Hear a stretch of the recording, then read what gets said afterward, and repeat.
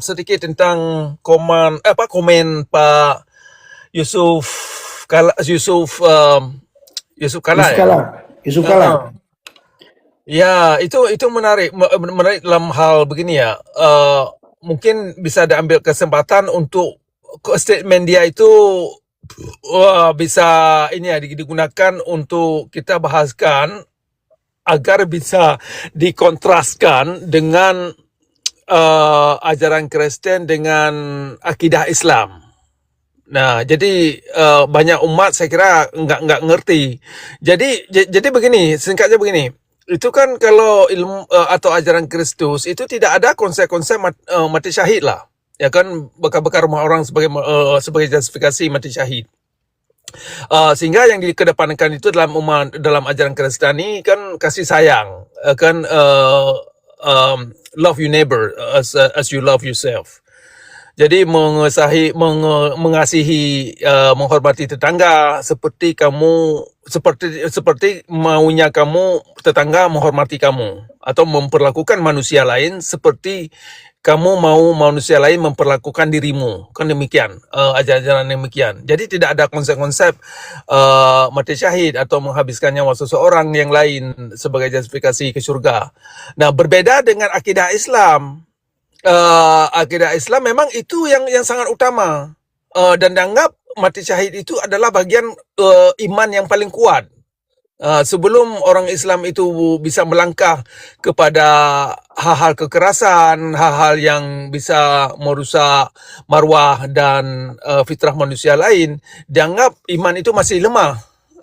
Jadi sangat berbeda. Sedangkan memang ada misalkan ini ya, ada sejumlah terjemahan yang dalam Bible atau Torah yang mengandung mungkin elemen-elemen kekerasan, tetapi itu bukan bagian daripada ajaran, dan itu pun kebanyakan orang orang Kristen atau orang Yahudi, mereka sudah menginterpretasikan kembali kemana ada maksud implikasi daripada ayat-ayat tersebut. Tetapi secara agama, baik itu orang agama Yahudi dan Kristen, kan tidak ada punya konsep-konsep mati syahid. Itu saya kira komen Pak Yusuf Kala itu perlu diangkat ke permukaan untuk dibahas secara publik, sehingga sehingga masyarakat biasa bisa mengerti kontrasnya itu di mana. Dan saya kira ini ya, tidak hanya masyarakat di Indonesia yang mungkin salah mengerti tentang itu masyarakat secara global juga masih ini ada sejumlah masyarakat di internasional juga masih banyak yang salah mengerti tentang bedanya di mana. Kalau dibawa ke permukaan dimensi syariat atau akidah, itu bisa dikontraskan, memang jauh berbeda. Jadi itu perlu diajarkan agar masyarakat bisa lebih sadar gitu. Saya kira komen Pak Yusuf Kala itu memang sangat tidak, mungkin dia keliru, bukan mungkin, memang dia sungguh keliru tentang statement dia.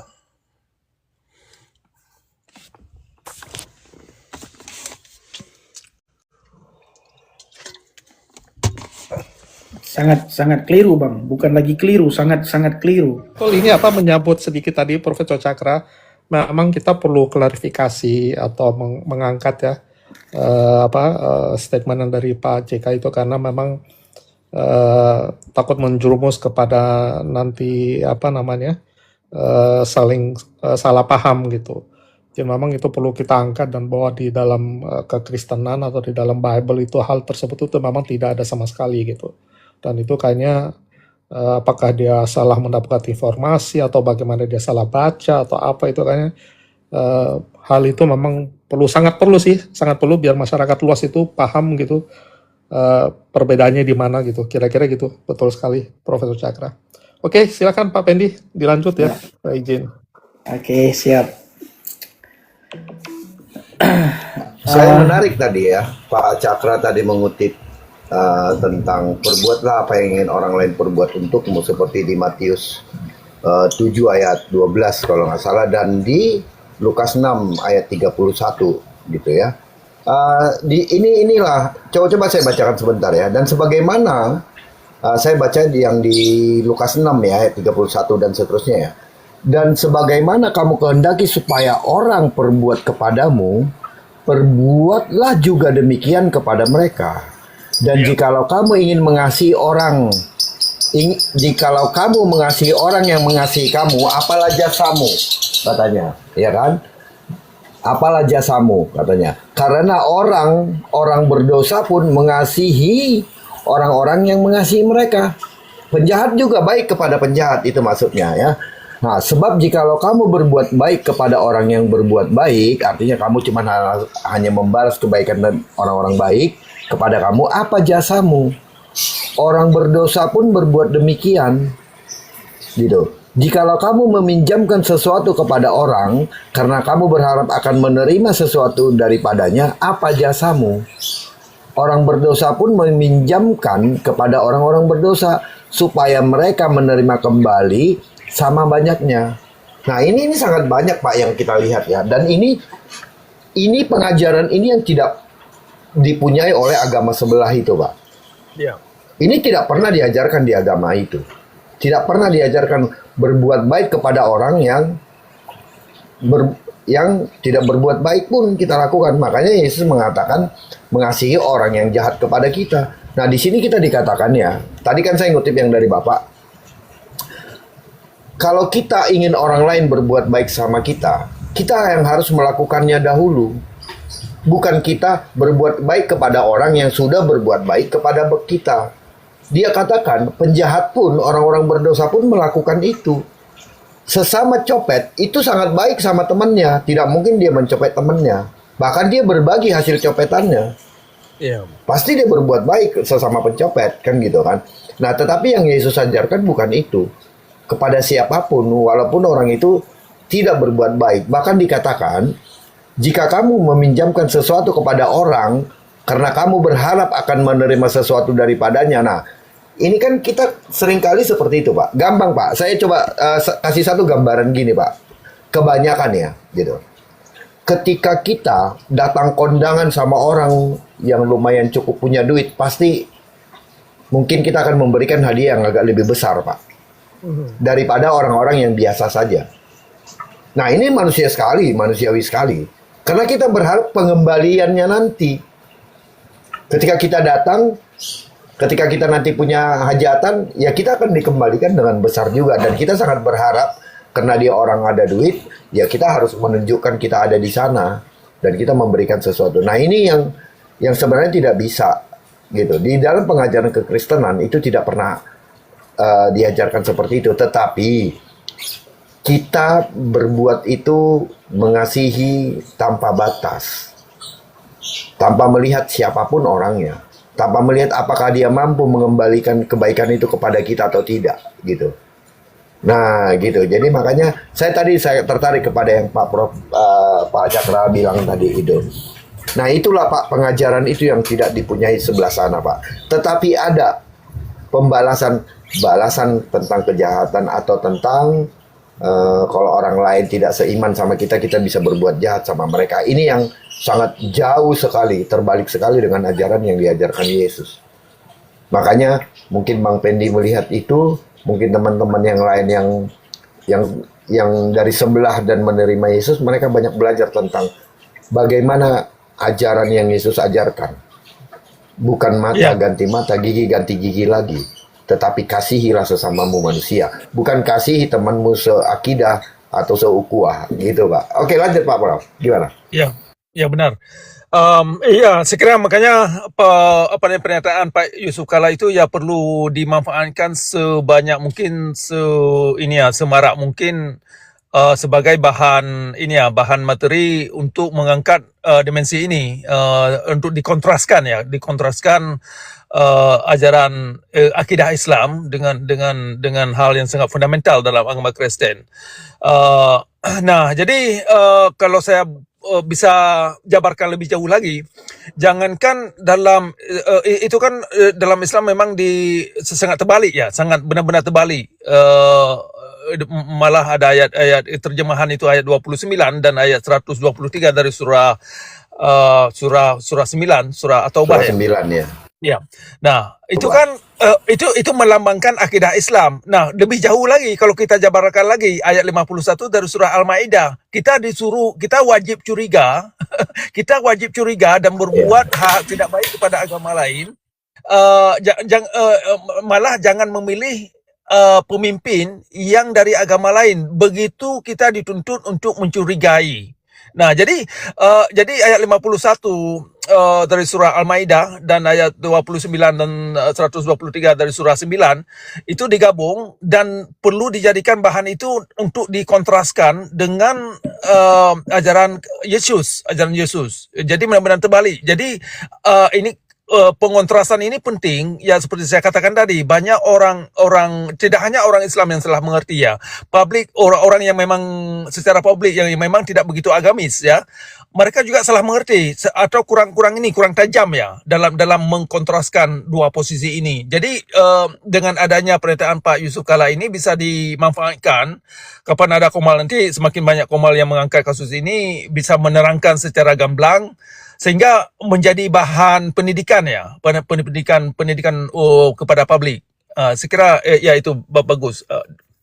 Nah, makanya tadi saya sebutkan beberapa ayat dalam Bible itu kan, berbuatlah kepada seseorang seperti kamu mau seseorang itu berbuat kepada kamu, ya kan? Itu bagus sekali. Karena itu memang bagian daripada landasan yang sangat mendasar dalam Kristiani, yang tidak ada dalam agama Islam. Nah, menarik itu. Terima kasih Pak Nabirong.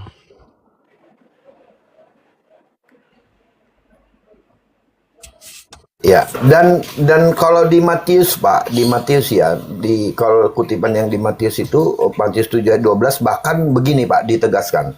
Ya. Ya, segala sesuatu yang kamu kehendaki supaya orang perbuat kepadamu, perbuatlah demikian juga kepada mereka. Titik. Di sini ditegaskan Pak, itulah isi seluruh hukum Taurat dan kitab para nabi. Itulah pengajaran hukum Taurat dan kitab-kitab para nabi sebelumnya, Pak. Ya. Nah, berbeda ya. Kalau yang saya lihat setelah Injil atau setelah Alkitab ini dituliskan, lalu datang beberapa abad kemudian ada lagi yang pengajaran yang berbeda dengan ini, yang tidak sama dengan pengajaran ini, Pak. Sementara para nabi dan hukum Taurat itu mengajarkan hal demikian. Perbuatlah yang, ya kan? Ya. Nah gitu, jadi tiba-tiba ada gitu ya pengajaran yang berbeda. Ini menjadi pertanyaan buat kita, apakah pengajaran para nabi sebelumnya itu kenapa pengajaran nabi sebelumnya itu menjadi berbeda dengan yang kemudian ini gitu loh. Nah ini kan menjadi pertanyaan bagi kita, apakah itu selaras atau tidak. Kalau tidak selaras, mana yang harus kita percayai? Ya. Ya. Nah gitu, itu yang kita harus berpikir ke situ, baru kita lihat bagaimana kekudusan Tuhan itu, bagaimana kemuliaan Tuhan itu, dan bagaimana pengajaran yang paling tepat dalam standar kekudusan Tuhan, bukan standar kemauan orang, ya, tetapi standar kita adalah bagaimana kemuliaan dan kekudusan yang Tuhan mau, gitu. Nah, jangan pula lah di dalam kitab hukum Taurat dilarang berdusta, sementara ada pengajaran mengajarkan kita boleh dalam beberapa hal, gitu. Jadi ada kondisional di sini, gitu. Jadi boleh melakukan sesuatu dengan kondisional. Tuhan itu mutlak, Pak. Kebenaran itu mutlak, tidak kondisional. Bukan oh kalau ini boleh. Jadi kebenaran itu mutlak, bukan kondisional, gitu. Nah, makanya kadang-kadang begini, Pak. Bahkan di negara pun, hukum negara pun seperti itu. Ketika kita dianiaya lalu kita membela diri dan menganiaya balik kembali orang itu, kita pun kena hukum, Pak. Tidak bisa dengan alasan, oh saya kan hanya membela diri. Tidak, tetapi kan ada mekanismenya. Ya kamu mengadu gitu, bahwa hukum itu akan melihat siapakah yang melakukannya. Nah, dia akan memberikan hukuman kepada pelaku. Bukan akhirnya kita akan menjadi hakim sendiri, gitu. Nah, di sini yang kita lihat, makanya saya bilang, hukum itu tidak bisa tergantung kondisi, tetapi dia mutlak haruslah kebenaran. Nah, kita melihat apakah hukum yang diberikan kitab para nabi dan hukum Taurat sebelumnya itu bisa dikondisionalkan dengan kondisi Saat itu tidak, tetapi dia mutlak. Nah, lalu mana yang harus kita percaya? Yang mutlakkah apa yang kondisional? Nah, itu yang paling penting kita pikirkan. Gitu, Pak, Ya, dari saya, Pak. ya benar. Ya, ini kalau boleh saya jabarkan sedikit, Pak Nabirong, persoalan Nabi terakhir ya dalam Islam itu kan argumennya mereka itu kan untuk memperbaiki dari klaim-klaim Nabi yang belakang atau yang ajaran-ajaran yang ada dalam kitab yang lain. Salah satu pertanyaan yang sering saya tanyakan kepada orang Islam, kalau Nabi datang untuk memperbaiki, ini kita pisahkan dulu persoalan ritualitas ya. Tetapi yang saya fokuskan tentang persoalan ajaran-ajaran kepada moralitas dan spiritualitas. Saya ajak mereka tunjukkan satu dimensi yang diklaim oleh ajaran Yesus atau nabi-nabi yang lain yang tidak senyawa atau tidak bisa diterima dalam agama Islam. Ya kan, kalau ternyata mereka tidak bisa menunjukkan satu saja yang memang tidak tentang nilai kebaik, misalkan ajaran Yesus untuk memperlakukan manusia lain seperti kamu mau manusia lain memperlakukan dirimu. Nah, saya tanya sama mereka, di mana kalau klaim itu tidak bisa diterima, alasannya apa? Dan banyaklah hal-hal lain yang ada dalam ajaran Yesus. Ternyata kalau kita tanyakan ke dalam dimensi itu, orang Islam tidak punya satu poin yang bisa mereka tunjukkan hal yang mereka tidak bisa terima. Tetapi pada saat yang sama, mereka tidak bisa menganut. Nah, alasannya kenapa? Karena ritualitas. Oh, Yesus itu pokoknya ada alasan ritualitas persoalan sembahyang. Nah, persoalan sembahyang pun di dalam Islam tidak bisa dipertanggungjawabkan karena banyak di situ berlandaskan dongeng-dongeng. Nah, jadi saya kira kesempatan ini bisa digunakan karena bisa dikejar terus kemanapun, misalkan argumen posisi para cendekiawan Muslim untuk mengalasankan penolakan terhadap ajaran Bible atau ajaran Taurat atau yang mengklaim di dalam Taurat itu sudah dikotak-katik, itu pun bermasalah kalau kalau mereka mengklaim bahwasanya Taurat dan Injil dikotak-katik dan itu adalah ayat Tuhan yang mereka yakini tidak bisa dikotak-katik oleh manusia, tetapi mereka imankan sudah dikotak-katik. Jadi apa alasan mereka Al-Quran tidak bisa dikotak-katik kalau kalau sudah dua kitab saja sudah dikotak-katik, artinya tidak menghindari kemungkinan Al-Quran itu sudah dikotak-katik. Kan demikian. Jadi ini menarik karena ini bisa mengundang para cendekiawan Muslim untuk kita bisa ajak mereka berargumen secara rasional, secara kepala dingin dan terbuka. Jadi kembali kepada pertanyaan saya tadi, persoalan moralitas ya dan spiritualitas. Kalau ada hal spiritualitas dan moralitas datangnya dari Yesus, kenapa orang Islam sukar sekali menerima? Nah, ini perlu kita tanyakan dan perlu kita embankan di pundak mereka. Nah, karena ini akan menunjukkan keaslian daripada tujuan Islam itu sendiri. Ternyata kalau Islam tujuannya untuk kepada moralitas dan spiritualitas, nah kalau ada seorang nabi yang mengajarkan demikian, mereka kan harusnya terbuka dan bisa menerima. Nah, ternyata dalam kenyataan mereka tidak terima, benar-benar menolak. Ya, alasannya karena persoalan sembahyang, persoalan ritualitas, syahadat dan lain-lain. Nah, itu pada saat yang sama, persoalan syahadat, ritualitas sembahyang, puasa, naik haji dan umrah, itu semua ternyata dibangun dalam kerangka dongeng. Dongeng tidak bisa kita katakan atau klaim sebagai kebenaran. Walaupun diyakinkan seyakin mungkin, tidak bisa kita pertanggungjawabkan posisi yang mereka klaim. Nah, jadi saya kira ini menarik. Karena yang pertama adalah pernyataan Pak Yusuf Kalla itu datangnya dari seorang tokoh yang saya kira sangat dikenal oleh masyarakat banyak.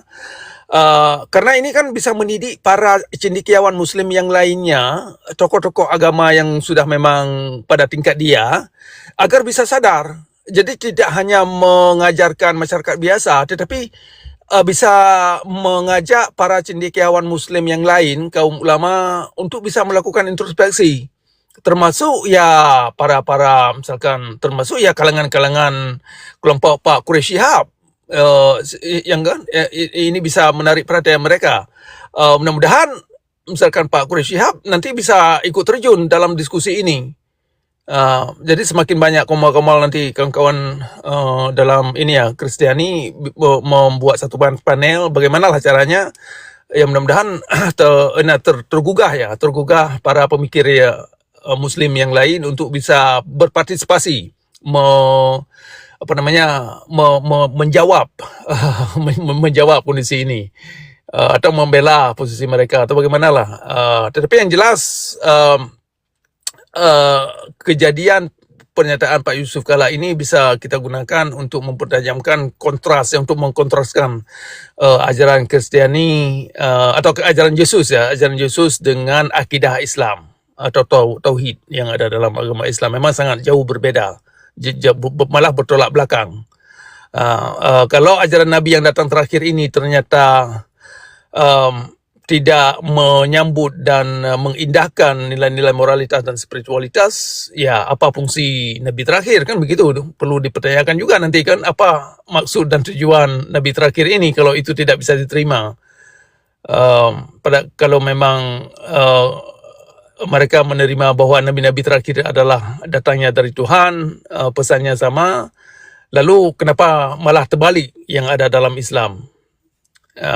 Sekira itu aja dulu Pak Nabirong dari saya. Mungkin nanti saya minta pamit dulu. Bisa saya minta naik balik nanti. Boleh Pak, silakan Pak, silakan. Terima kasih Pak Cakra, hati-hati di jalan Pak. Ya, baik, sama-sama. Terima kasih Pak Pendi, silakan dilanjutkan dulu. Saya Terima kasih Pak Pak dulu. Cakra. Ya, terima kasih Pak Edward. Terima kasih banyak ini. Salam buat sekeluarga ya di rumah. Siap Bang, sehat-sehat Bang ya. Siap. Amin. Iya. Ya, terima kasih Pak Pendi. Ya, oke, saya minta pamit ya. Shalom. Salam Bang, salam berkati. Oke, kita mau tutup ini. Pak Edward, ada yang mau disampaikan Pak? Iya, saya ingin sampaikan jadi sedikit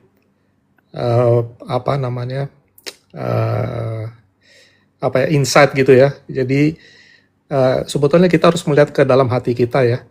Jadi apapun statement tadi dari Pak JK ya, harus introspeksi apakah memang itu betul dengan hati yang baik atau yang tidak baik, kira-kira begitu. Ya, jadi memang kita harus mengangkat tema seperti tadi Profesor Cakra sampaikan itu, untuk kita melihat di diri masing-masing ya, di dalam hati kita, apakah statement itu baik atau tidak baik. Dan itu memang akhirnya akan terjawab oleh sendirinya gitu, benar atau tidak gitu, baik atau tidak gitu. Karena memang ya harus nanti cari di ayat-ayat di Alkitab ya, terkait siapa kasih itu ya. Tadi saya juga masukin di komen itu adalah Tuhan. Jadi siapa yang tidak mengenal kasih itu tidak mengenal Tuhan. Kira-kira begitu sih untuk statement closing dari saya. Terima kasih banyak udah dinaikkan Pak Pendi, Pak Nabirong. Pak, oke Pak. Oke, Bang Nabirong. Siap. Berapa jam ini ya? Hampir 3 jam. Ya, tadi abang kan masih di mobil gelap-gelapan. Ya, kalau pernyataan itu kita balik, yang mengatakan itu seorang pendeta ataupun seorang Kristen, saya rasa itu cepat itu harus cium tangan. Abang nggak lihat itu Bang. Oh iya, iya betul. Pak Gilbert sampai harus cium tangan. Pak Gilbert dulu masalahnya cuman apa ya? Tentang apa ya? Tentang sholat, tentang zakat. Perpuluhan dan tentang zakat ya. Nggak tahu tentang perpuluhan, tentang ibadah ya. Cara sholat dan zakat. Nah, kita ibadah sholat dan zakat ya waktu itu. Iya, itu harus datang cium tangan minta maaf kan? Iya. Oh, perpuluhan versus 2,5% zakat. Iya. Padahal kan tidak ada masalah di sana sebenarnya, dan itu memang betul kok 2,5% zakat. Iya. Harus minta maaf. Nah, Iya, kalau dibilang salah, salahnya di mana? Kan gitu. Kan tidak ada yang salah gitu. Nah, coba ini kita balik gitu. Ketika kita bilang bahwa orang Kristen saling mengasihi, tetapi di ajaran sebelah disuruh untuk berjihad dan untuk membun-bun orang lain gitu yang dianggap sebagai jihadis gitu kan akan masuk surga. Saya rasa kita langsung di depan rumah udah langsung brimob gitu. Iya, udah langsung brimob yang datang itu nanti dengan membawa senjata yang cukup banyak gitu ya, langsung kita diciduk itu langsung. Kalau kita apa namanya